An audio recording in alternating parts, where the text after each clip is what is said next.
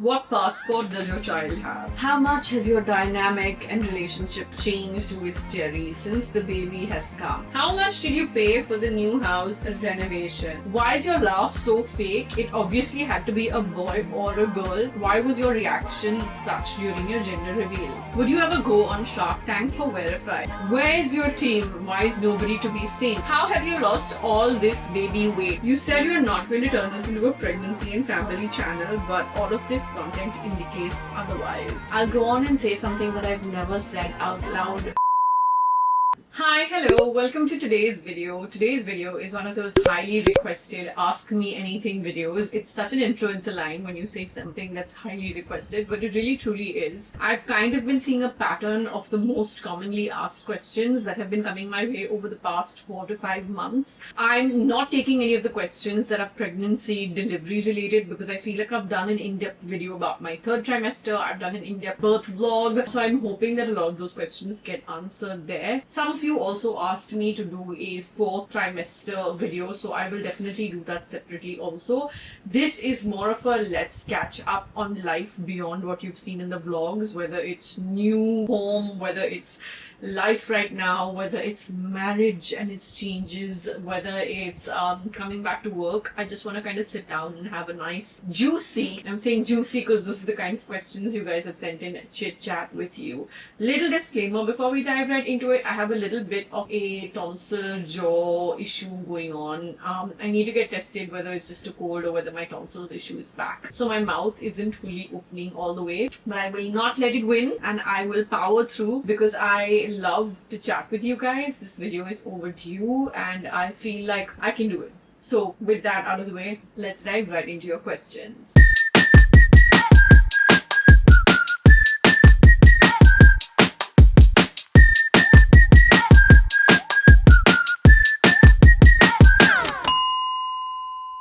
Okay, so first things first. How are you managing getting back into work so soon and so much right after delivery? Let me answer this question with an example. This is my 3rd attempt at filming this particular video. The first time I filmed it, Rafael, my son, woke up from his nap and I obviously prioritized him wanting me because at that point of time after his nap he was a little bit cranky and he wasn't getting soothed with our help or with Jerry. And so I said, okay, I'm going to film this video later. Then I started to film this video about 30 minutes ago and my mic gave up on me. So I have 2 phones over here as you can see and I'm recording audio on because I said I will not let it win. And actually at the same time Rafael woke up again, went to soothe him for a bit and he's with his dad right now. So there's a lot of balancing that I have to do. I have to say that I'm so grateful for the fact that my job is such that I work from home. My job is such that, like, the pros of the job is the flexibility. The con of the job, which is one of the main reasons I got back to work so hard, so fast right after delivery, is that my line of work is very out of sight, out of mind. And in a very unplanned way, I was out of sight for way longer than I imagined. I thought I was going to be out of sight on a break after delivery, but because of my health circumstances I landed up, as you guys know if you've watched the in-depth 3rd trimester video, and I don't like to keep repeating it because I feel like it stirs up new shit every time, but I landed up staying back in California a lot longer than intended, and because of that I lost my liberty of being able to take a maternity break right after delivery. If I was taking maternity break after delivery as well, I would have been away from work and events I was already away for 4.5 months. That's how much time I spent in the States. If I was away for 3 more months, that would be 7.5, 8 months, and I think that I would have lost a lot more work. I already did lose a significant chunk of work. I am the breadwinner of my family, so when I'm away for something like season time, I landed up being away for Diwali, for Christmas, for party season, New Year's, which is when a lot of influencers in India, especially because Diwali is naturally, I would say, our biggest festival in the country. We make a big chunk of our annual income during festive period, and I missed everything in the most unplanned way ever. I missed campaigns. I had things booked in that I lost out on, and I think that, just like I said, the pressure of being the breadwinner of your family can sometimes get to you. I'll go on and say something that I've never said out loud before. It's the only phase of my life It's the only phase of my life where I've wished that I wasn't the breadwinner of the family, because I wish I could have taken those breaks. I wish I could have just been just with my baby a little bit more. I do get time with him. It's not like I don't. He's still my absolute priority.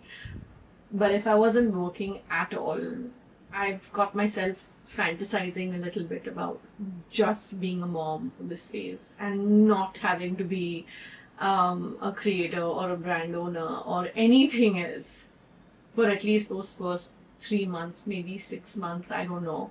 But I wasn't able to do that. Having said that, I don't want to make it sound like it's sad, because it's not. The good part is that I'm an independent woman, and like anything in life, it comes with its pros and cons. I'm grateful for the opportunities that I do have. I'm grateful for the fact that I have been able to pay my bills. I'm grateful for the fact that we have been able to, get through this phase and be in this phase in a very happy way even. And I've been balancing, because my husband, my family, his family, they've been an absolute rock to me. And with them being absolute rocks for me, when I have needed to step out for work, or when I'm shooting right now, I know that my baby is well taken care of. And I think that planning and logistics are a big chunk of things over here. But you do what you gotta do. You do what you gotta do. Where's the house tour? Why is your house not complete as yet? Okay. So, this is a little bit related to the question I already answered, but I'm gonna try and break it down further. My house was supposed to be ready by, my house civil work was supposed to be ready by end of October, which is around the time I was supposed to come back in and move into this house. That went on a little bit longer. My stay went on much longer. My house should have been done with everything that we planned beyond just the civil work and stuff. The original timeline was to have this house complete to where it is now by first half December. It got done by mid-Feb. There are many reasons for that. Technical reasons, some of which I understand, some of which I absolutely do not understand. Do I hope that everyone that was, kind of trying their best could have made it happen sooner? Yes. But things happen, life happens, you roll with the punches. I landed up being away anyway, which is the biggest blessing in disguise when it came to the house context. But here's the catch. Before I left for America, I did not make selections for a bunch of things, because I was supposed to come back and make those selections. For example, we've renovated only one of the bathrooms. My other two bathrooms are utility-wise very usable, but aesthetically not pleasing at all. You know what I mean? Like, the previous owners of this house turned the common bathroom into an Indian toilet, and not that there's anything wrong with an Indian toilet, but like, we're not comfortable with using an Indian toilet. It takes a physical, there's an amount of physical effort that goes into using an Indian toilet that none of us are familiar with. Our house help Parukhana loves it, because she's very familiar with it. So she's kind of like, oh, don't change it at all, I like it.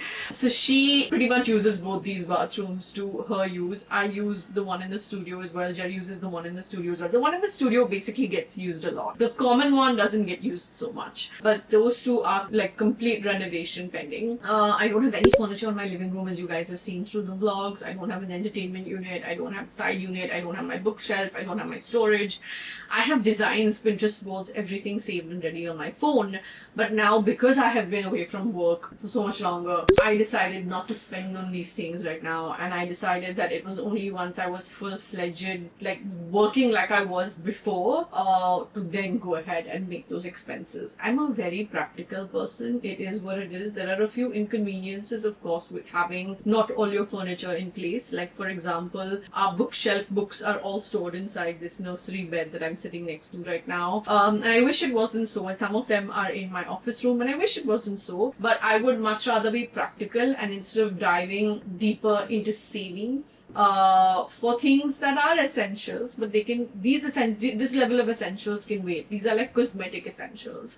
They can wait. So I just want to kind of wait it out. Even when it came to the curtains, for example, I ended up making a lot of these selections on video calls. I got all my curtains from Nistera, a brand that we did land up working with, and I'm very happy with how they turned out. I did video call selections and they worked out beautifully. I had my mum's friend is into like a lot of furnishings, so I had them sent over to her to be stitched and done, finished the way I liked. And she did a fab job. She got them done really, really well. And that's why you haven't seen a house tour. Because from where I'm standing, I still have 2 bathrooms pending, a lot of furniture pending. I want to do wooden flooring in certain parts of the house. I want the nursery fully carpeted from end to end so that when Raphael is crawling and learning to walk, inshallah, he can, kind of fall and his knees and elbows are not, scruffed while he's learning to crawl either. So there are a lot of those thoughts going on in my head.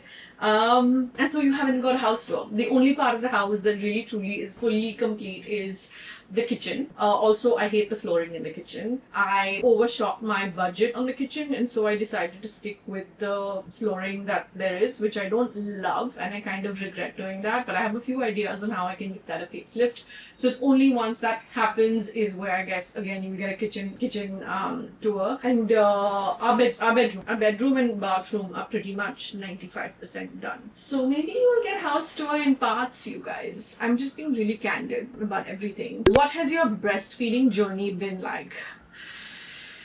I don't want to cry while talking about this because every time this topic comes up, I'll end up crying a little bit. My breastfeeding journey for the first 3 months was absolutely great. Raphael was exclusively breastfed for the first 6 weeks of his life. And then I started introducing formula to him purely because when I'm stepping out to go for work and events, which I actually, literally the first event I went to was the day he turned 40 days old. And not that I planned it for 40 days or whatever. We started stepping out relatively early, even when we were in California. But the reason is that when I'm out and about for events, I wanted to make sure that he had enough supply of milk. I was feeding him and pumping and feeding him and pumping. But naturally, when you are feeding and pumping, one of the two somewhere, you will see lesser supply in. Mix that in with feeding your child from a bottle, which is easier. And then because I'm pretty much a full-time working mom, they start choosing the bottle over the mother after a certain point of time. I fed him all the way till about 3.5 months, but then things started looking a little bit south because he really started choosing the bottle over me. I've had 2 really big emotional, I don't want to call them breakdowns, but like cry breakdowns over it, for lack of any other way of describing it.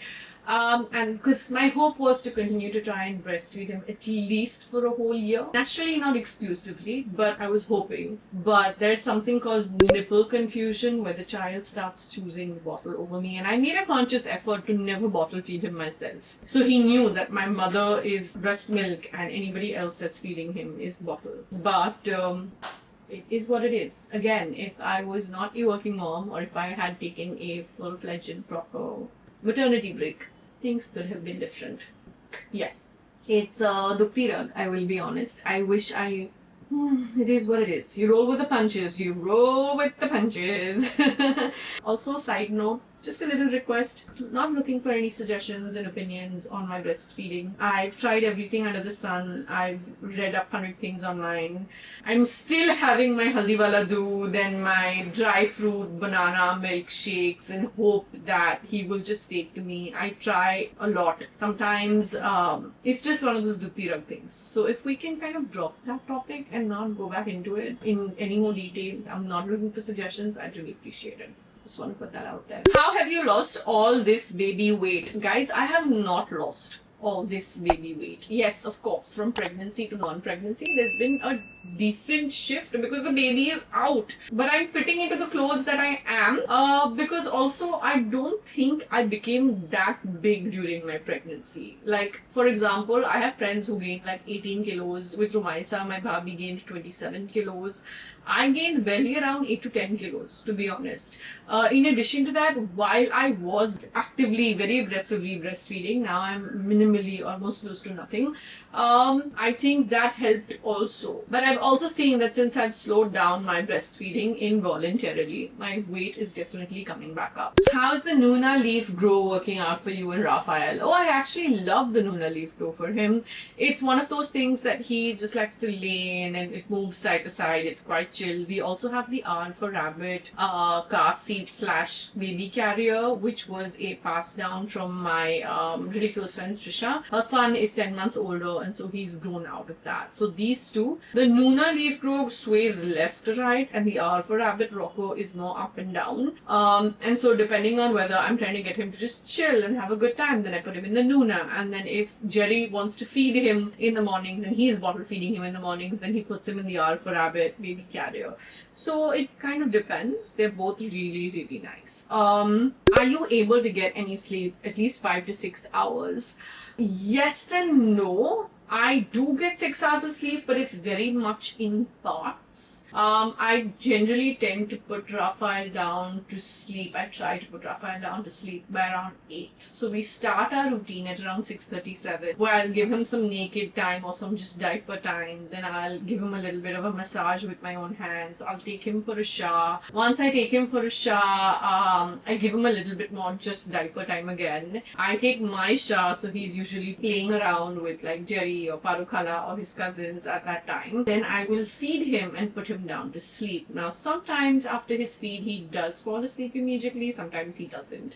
He wakes up about twice a night, I want to say. The first time is usually anything between 12 to 2, and the second time is anything between 4 to 6. There are a few rare nights where, like last night actually, which I also have a very active headache going on since morning, because of which last night he went to sleep by around 9, but he woke up at 12:45. He woke up at 2:30. He woke up at 12:45. He slept immediately after his feed. Then he woke up at 4 a.m. He did not sleep right after his feed. He wanted to play and chill. So when he does want to play and chill, I do give in, because naturally this is a teeny tiny baby that doesn't know he's inconveniencing my sleep schedule and that I have to work the next day. So I was up with him for about an hour, and then when I realized I was falling asleep while playing with him, Jerry took him and kind of paced around the house with him. He comes on this rocking chair, and then both of them fall asleep on this rocking chair inevitably. And then he woke up again at around 6:37, I want to say. So do I get my hours? Yes, I do, but they're in parts. So sometimes it kind of feels like I'm not getting enough sleep, but it is what it is. And I think that being a new mom, at least for the first year and a half, I honestly wasn't even expecting to be able to get that sleep. I'm one of those people that if I'm mentally prepared for something, I'll work through it. You know what I mean?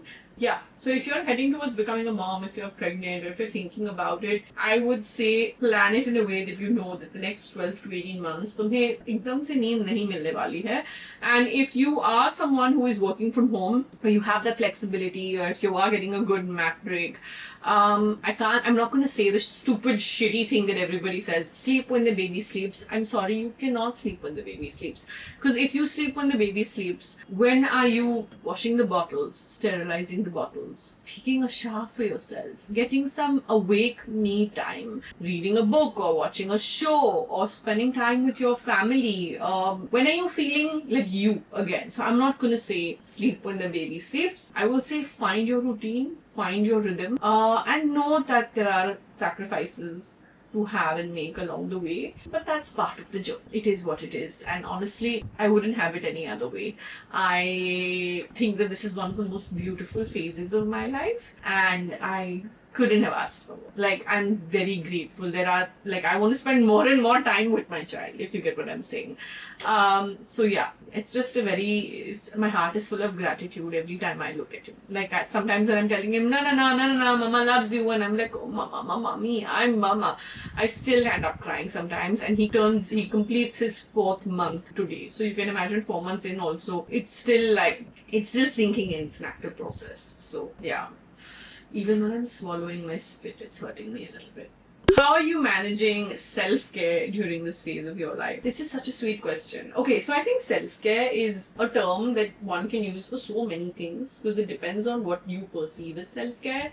For me, making sure like I go down for a walk in the evenings, for example. Sometimes it's with Raphael, sometimes it's without Raphael. Like if he's asleep, I'll tell Jerry, I'm going to be back in 20 minutes. I'll go around our neighborhood, take a walk and come right back. Otherwise, we take him most evenings. The fact that I can go and get a haircut or the fact that I'm going to be like, Jerry, I'm going to book, one of those home massage services, 1 hour, please take care of the baby. It's all forms of self-care. Taking time out to just do my nighttime skincare routine or that morning routine or that everything shower. It's the little things, you guys. It's how you choose to fit self-care into your schedule. There's no such thing as too busy for self-care. That is something I've learned over a period of time. For example, even the fact that I'm working is a form of self-care because it makes me feel like me again. And it's like it's an act of service towards myself, to be honest. It would be impossible for me to talk about self-care, me time, everything showers,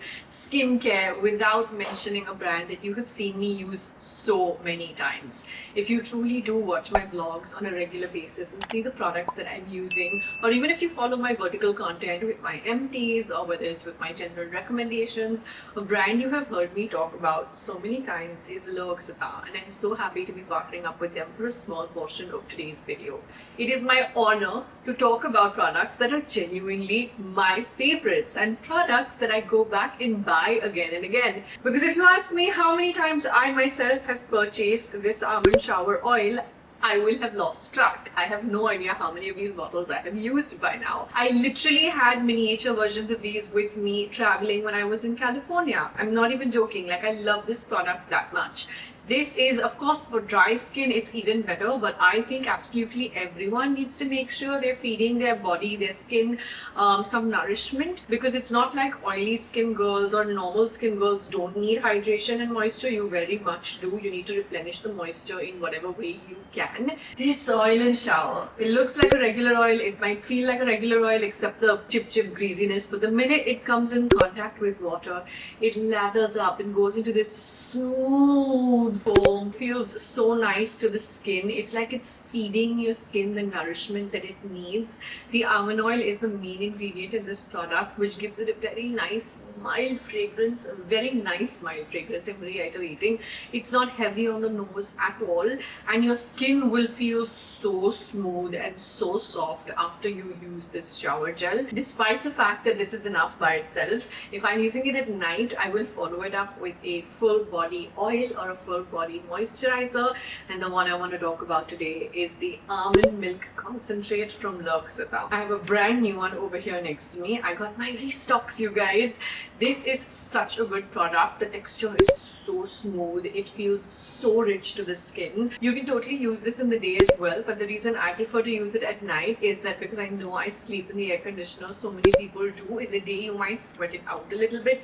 In the night it truly gets absorbed into your skin, into your pores, and I love to apply this all over my body. When I tell you all over my body, I mean it's on my torso, it's on my back, it's on my chest, it's on my legs, it's on my hands, it's on my neck.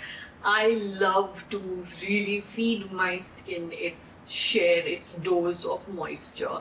I am a very dry skin girl. I am going to put that out there as a little bit of a disclaimer, but I have recommended this to friends who are not dry skin girls as well, and I promise you they also have become return customers of just the entire almond oil and almond range in general from L'Occitane. If you've not tried these before, and if you are in the market for like a really nice, luxurious, high quality experience when it comes to your bath and body products, I'm going to recommend these to you. And I'm also giving you a discount code which is on the screen right now, Aanam10. Not only are you getting a discount with that, you are also getting some free samples from other products if you shop these on the L'Occitane website with the code. Make sure you check out the link in the description. Can I tell you, I'm such a huge customer of the brand in general. Even the overnight serum, the oil and serum that I use on my face, the brand has generously sent me a restock of because they knew that mine got over. I had attended an event of theirs recently where we were talking about it, and I just really appreciate that every single one of their products feels like such an experience. It's not just a product.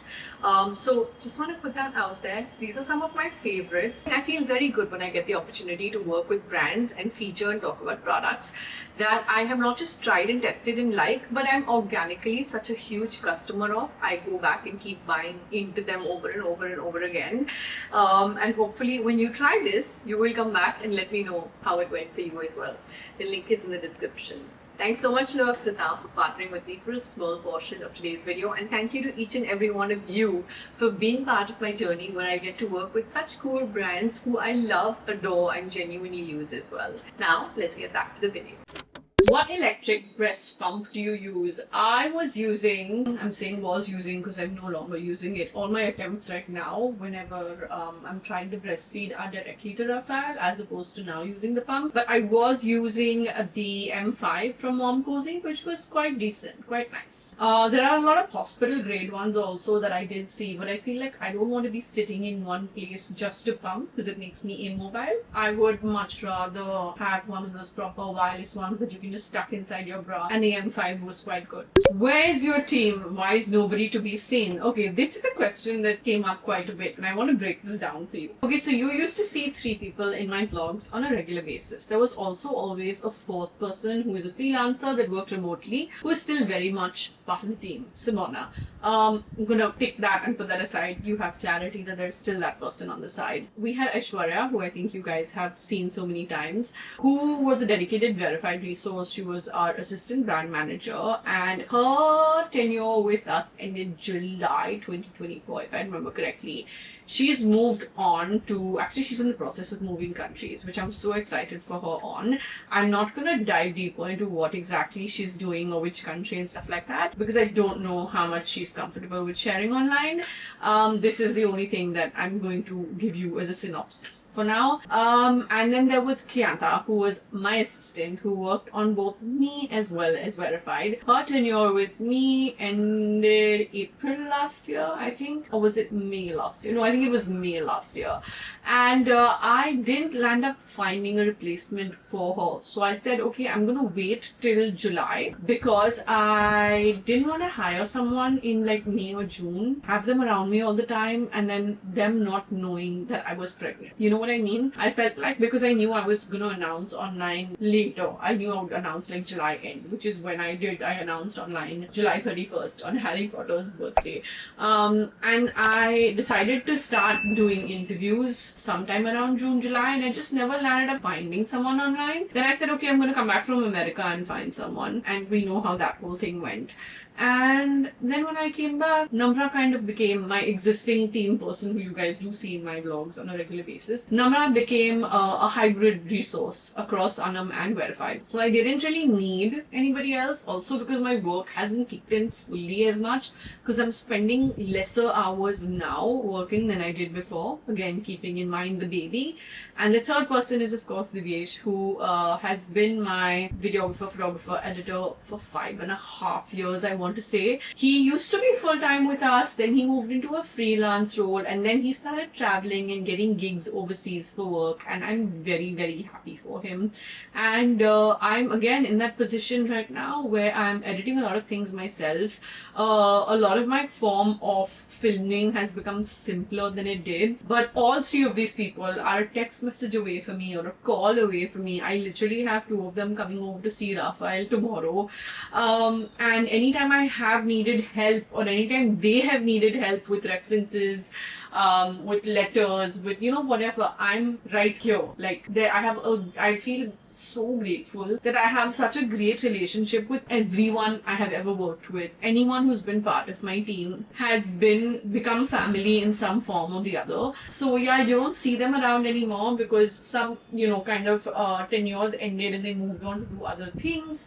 Some are fully freelancing and still available for me to hire if I'm looking at freelancers. I don't land up working with freelancers too much except for that one resource, Simona, that I think I mentioned. And yeah, that's where everyone is. And you see Namra all the time anyway. She works between her house, where I'm one of those people who's like, if kaam ho raha hai, I don't need you to sit in front of me all the time. I'm not one of those people. You can work from anywhere as long as the work's getting done. So she works either from her house or from our house or from the warehouse. Wow, that's 3 houses. You get what I'm saying. The warehouse is not a house, but you get what I'm saying. And so yeah, that's where the team that you're asking about is at. How much did you pay for the new house renovations? A lot more than I anticipated. A lot more than I anticipated. Let's just say whatever budget I started out with, I have reached double of those spends, and I still have 2 bathrooms left, and I still have my living room furniture left. So yeah, I'm just gonna say that. What's the cutest way the baby asks for attention? That is such a sweet question. Raphael tends to ask for attention by just looking at me and giving me these really cute smiles. He has really pretty eyelashes, mashallah, which he gets from his dad. They're short lashes, but they're really dense, and so sometimes he'll just blink his eye in that movie heroine fashion almost, and I'm there. He just needs to look at me and smile, and I'll give him all the attention he needs. I'm quite easy with him. How much has your dynamic and relationship changed with Jerry since the baby has come? A lot. Some expected changes, some completely unexpected changes, some good, some not so good also. Jerry and I have always been the kind of couple that never really get into heated arguments.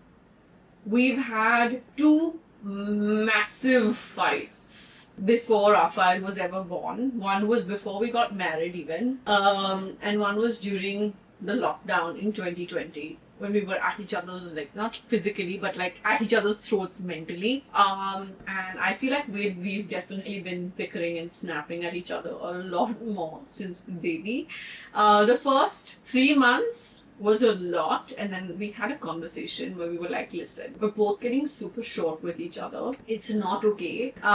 We're both exhausted. We're both sleep deprived. We both love this being and each other just so much. But we were getting overwhelmed, and physically and mentally there was like a toll. And then after we had that conversation, things have gotten like 100 times better.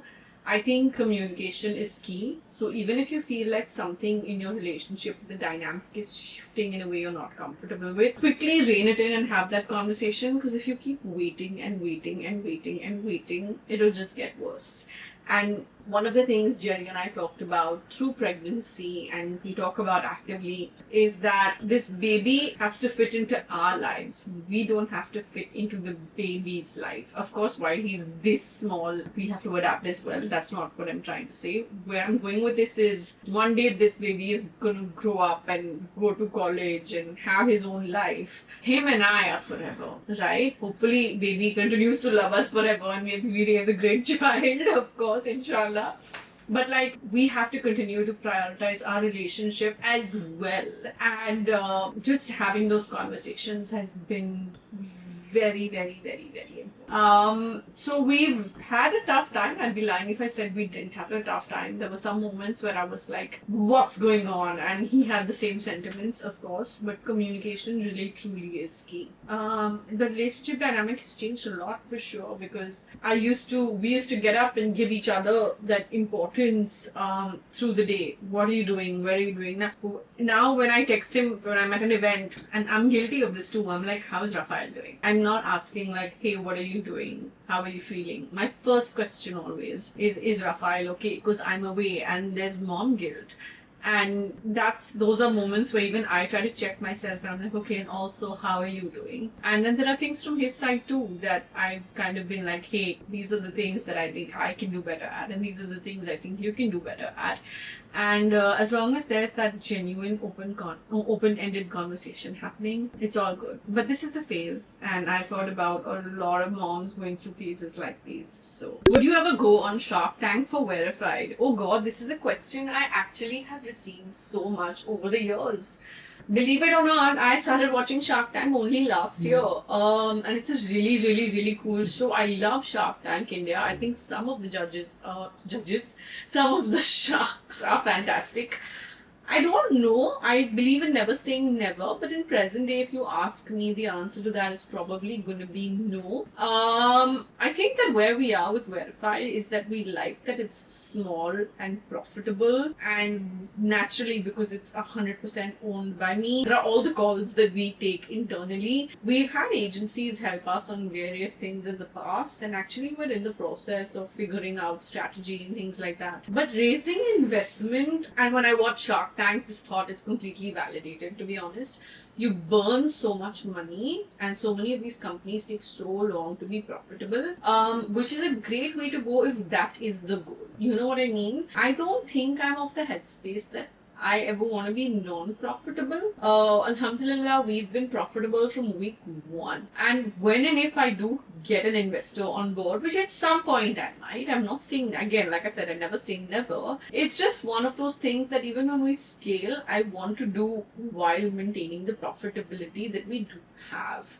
The initial capital that I put in for Verified was right at the beginning when I pumped in all of that money towards Bullet lipsticks with our brand launch. And while I had all the other products and samples, etc., in the pipeline, actually paying for those products and putting them into production, we started doing from the profits itself. So I feel really happy and proud to say that I funded the first product drop, the first collection, and then that has funded everything else this brand has been able to do. And that's a really cool feeling, because when I see that a lot of people want to scale just fast, and then you're burning money.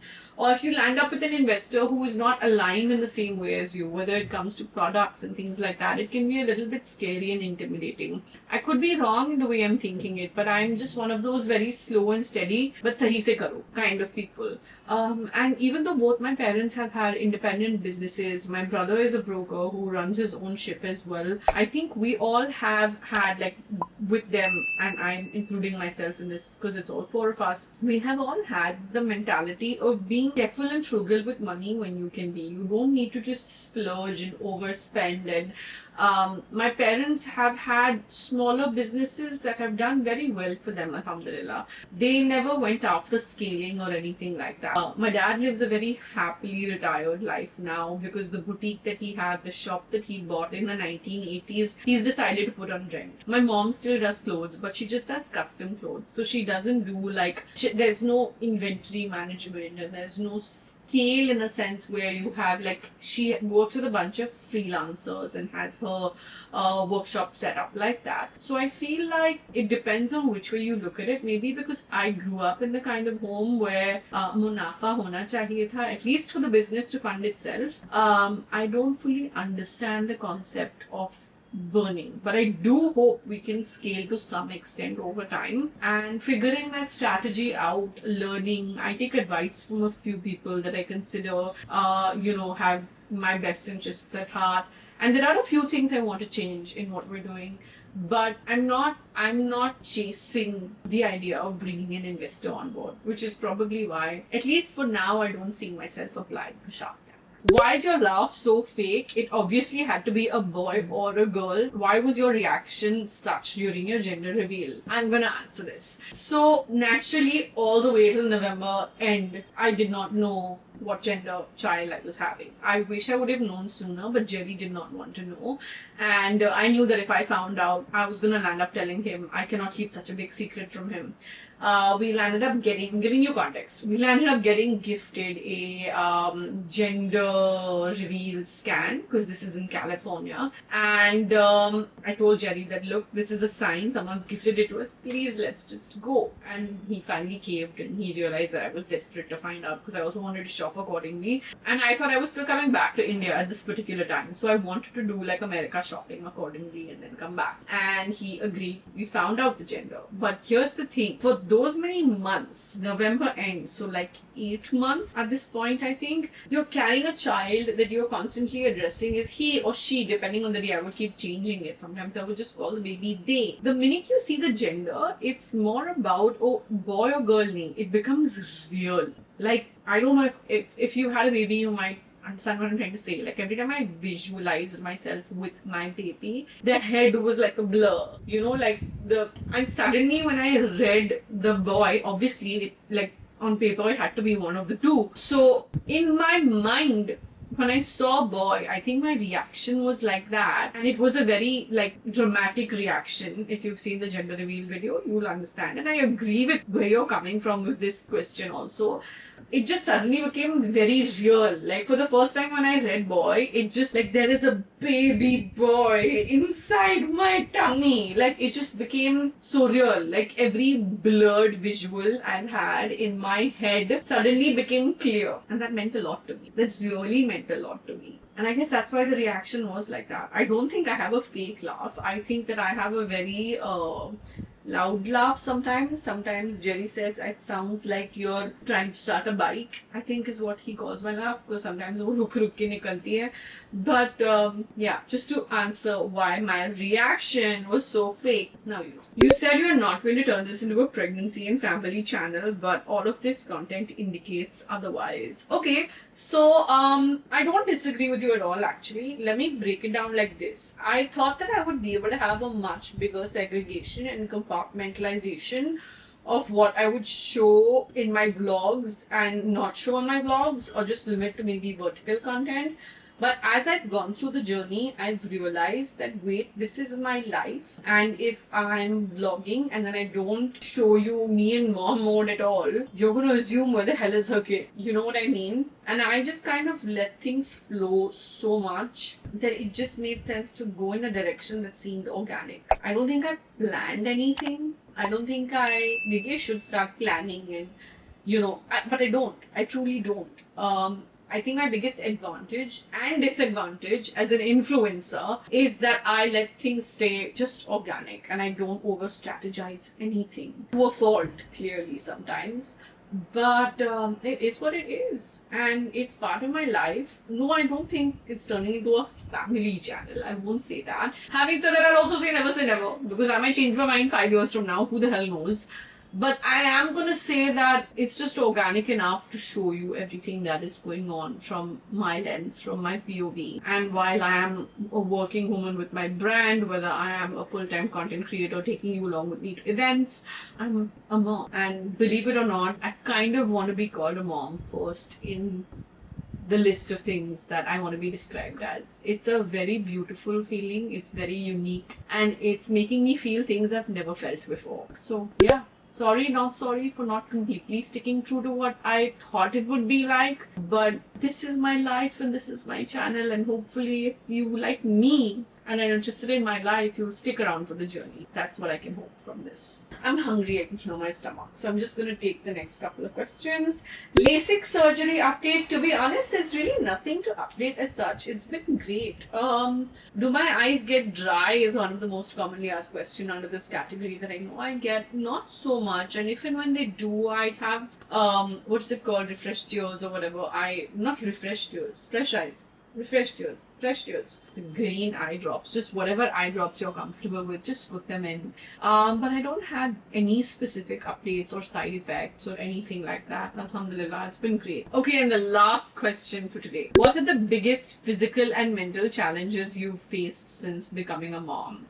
Physical to pura ka pura delivery hi, I think. You guys know about that by now. Mental, I think just a lot of little things that make me feel guilty, and then I have to tell myself not to be. And sometimes it's about the fact that I'm constantly trying to balance being new mom, just the fact that I was away from home for so long and coping with that, and then coming back and thinking that I'm gonna move into my new house. Like, we had our suitcases from the car sent straight to this new house, and when Jerry came up and then I came down from my mom's house, I realized we can't even bring Raphael into the house. This house should not have been classified as okay to stay in, even if it meant for just our bedroom.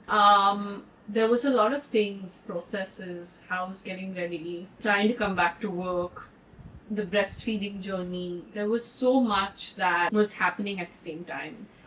Mentally, I've had some huge lows, some major highs. While emotionally, I've only just been like happy and grateful, I think mentally I've also had to deal with a lot. On some level, I'm also proud of myself, if I may say so myself, that I've coped with a lot of shit over the past year, really. Last couple of years, to be honest. But I think it's just, it's a phase. It's all's well that ends well. I guess 10, 15 years later, I'm going to look back at all of this period, whether it's the pressure, the mental load, the physical exhaustion. I'm going to say every single thing's been worth it. Every time I look down at Raphael, everything is worth it. Every single thing is worth it. I'm working harder than I have ever done before because I feel like now I'm doing everything for him, and I hope that one day when he's older he'll feel proud of his mom. Yeah, I think that I've always been someone who was always doing lots, and I would tell myself at the end of the day, okay, you're tired, you deserve, the rest now at the end of the day. But now I'm really doing a lot, because like no amount, my me time is more sporadic than it used to be, which is again all normal and part of the new mom experience. Like, you buy into the new mom package, you get everything, the pros and the cons, and it's all part of the journey. I'm just trying to keep it 100 transparent over here. And yeah, like I said, on some level, I'm almost proud of myself for pushing through, pushing myself, and being able to come out onto the other side, telling myself, don't feel guilty, you're doing your best, and feel good about the fact that you're managing to work, and I'm grateful for the work that I'm getting. And yeah, only onwards and upwards from here. Whew!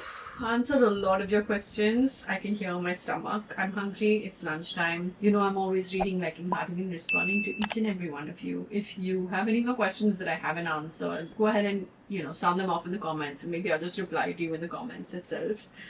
I love you very, very much. Thank you for watching. Thank you for sticking around with me. This is a phase of my life where I feel like I need you guys more than ever. And I'm just grateful to have you along with me for the ride. I love you. Bye.